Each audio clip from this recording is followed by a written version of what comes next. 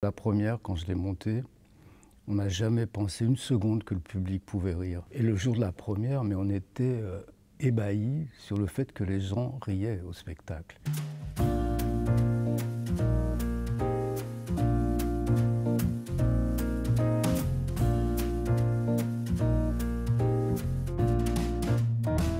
C'est une œuvre qui garde son secret.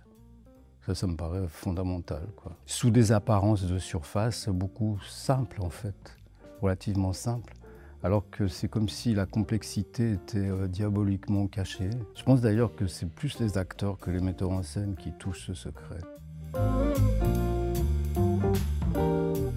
Évidemment, elles parlent toutes les deux d'amour. La seconde surprise de l'amour, la structure de la pièce de Marivaux, elle est très nette dans la seconde surprise. C'est celle de presque toutes les pièces, c'est-à-dire le couple des maîtres qui sont surpris par l'amour. De l'autre côté, les domestiques, eux, n'ont pas tellement de problèmes avec la langue et n'ont pas tellement de problèmes pour se dire les choses. Ce sont eux qui deviennent les dieux et qui aident les maîtres à parler leur amour, et à comprendre leur amour et à l'accepter enfin. Dans Les Fausses Confidences, je trouve le choix qui est fait par Araminthe, qui est une femme qui se libère de liens sociaux, qui se libère de liens familiaux, etc.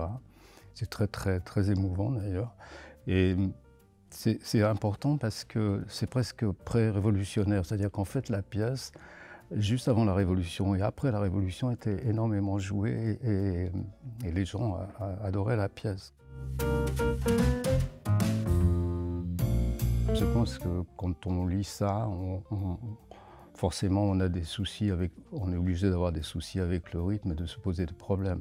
Alors ça ne veut pas dire jouer vite, mais ça veut dire peut-être penser vite, ce qui est déjà plus intéressant. Donc au travail avec les acteurs, il faut bien regarder comment sont constituées les phrases. S'aider de tous les moyens, c'est-à-dire de tous les moyens prosodiques. Disons, c'est ce travail, mais qui est un travail très artisanal presque, parce que c'est compliqué. On ne peut pas imposer un rythme depuis la salle à des acteurs, c'est impossible. C'est une plaisanterie, mais dans toutes ces pièces, ce qui est fascinant dans toutes ces pièces, c'est que ça finit par le mariage. Il n'a jamais écrit après. Qu'est-ce qui se passe après? Ça m'aurait intéressé qu'il écrive quelque chose là-dessus.